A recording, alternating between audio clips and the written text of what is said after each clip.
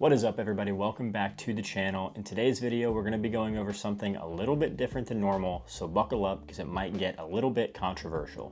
This is an area in the golf world that has kind of been under the microscope of the last few years with YouTube golf really coming into form. You know, Bryson DeChambeau obviously doing YouTube golf now, and he talks about it a lot. And then John Daly on Bryson's video also talked about it a ton.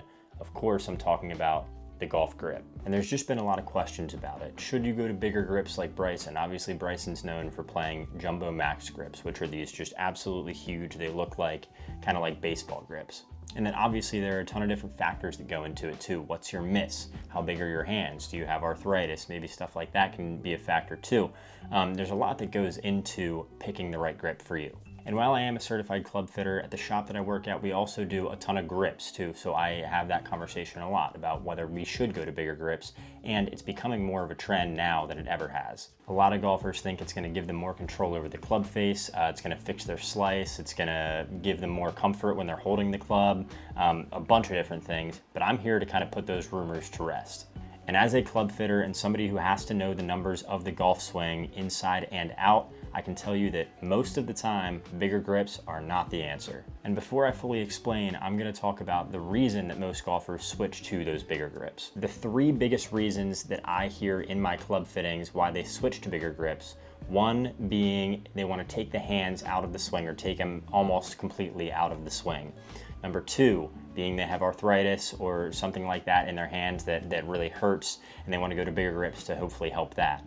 And the third reason, and probably the worst one in my opinion, is that they saw Bryson DeChambeau or Mason Nutt of Busted Jack Golf using the big grips, and they wanted to be like them. Now I'll say this, number two, I have no issue with. The arthritis thing, or if you have some carpal tunnel or something in your hands where it really hurts to hold the smaller grip, I have no issue with switching to bigger grips. No issue there. It definitely can help, definitely does help, maybe like a dry tack oversized, or something really soft and spongy could really help with that. Now number one and number three, I take big issue with. Number one, when they say they want to take the hands out of the swing, this is why that's wrong. For most amateur golfers, or no, I'll talk about this first. So Mason Nutt, right? He uses the Jumbo Max grips. A lot of people, see that and they think, oh, well, it works for him. It might work for me too. No, here's the reason why they work for Mason. So his swing naturally is super in to out, right? So his club path, if I'm aiming at you guys, his club path is super that way.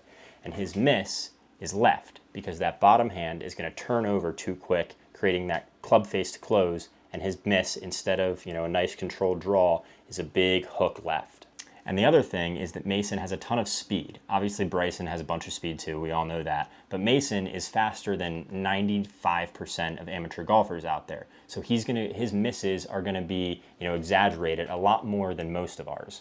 Now the bigger grip for him, especially on that bottom hand, is actually gonna hold that bottom hand off a little bit. It's not gonna let it close quite as fast. It's gonna decrease the closing rate, hopefully causing that miss to shift a little bit back towards the center line.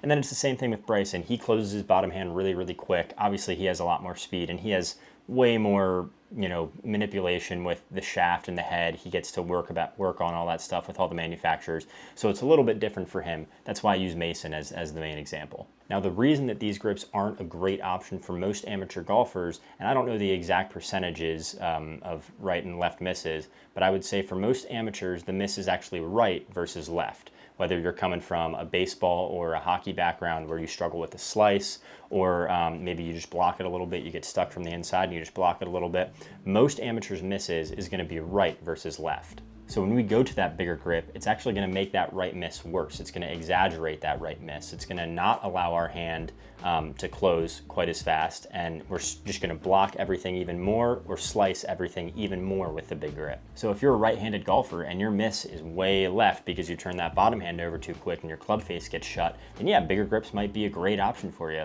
just like Mason, just like Bryson. So there are people out there that are really gonna benefit from bigger grips, but I feel like for most people, especially the ones that walk into the shop and are like, oh, I'm a baseball player, I just want it to feel more like a baseball club or a baseball bat, or something like that, the bigger grip is not gonna help you at all. Instead, you should practice with that with that smaller grip, practice on closing that club face, and then if you get to that point where you start missing left because you're closing it too fast, then yeah, maybe you can go to bigger grips. And then for players with slower swing speeds or inconsistent release of the club head, it's actually gonna make that club head even harder to feel in your hand, leading to even more miss hits. Think of it like wearing winter gloves or mittens while you're trying to write your name. It's just less feel and a lot less finesse. So yeah, just to go over it, like I said, if you have really big hands, like absurdly big hands, if you have arthritis, or if your miss is way left as a right-handed golfer because you're closing that bottom hand a little bit too fast, then Jumbo Max grips or just jumbo grips in general might be a good option, or at least something to go check out. But if you're in that 90% of golfers that are just looking for straighter shots and your miss is right, bigger is not always better. Now, here are some alternatives as far as actual golf grips to check out.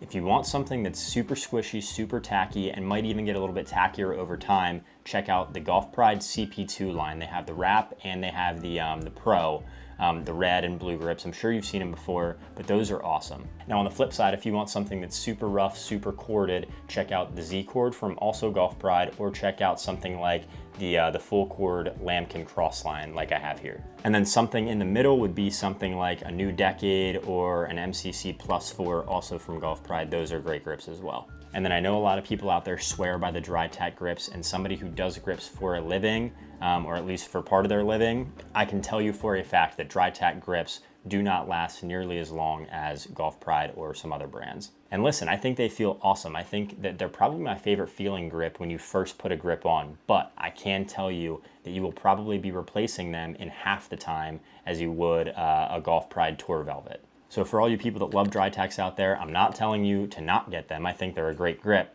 I'm just letting you know up front that you will be replacing them a lot quicker than other brands. So if you've been thinking about going to a bigger grip, if you fall into one of those categories that I talked about, that it makes sense, definitely go for it. Definitely try it out. And if not, hopefully this gave you some insight into whether you actually want to go through with it or not. So hopefully I didn't make anybody too mad. I appreciate you sticking around to the end of the video. If you got something from this video that you liked, make sure you hit that like and subscribe button down below. And until next time, peace out.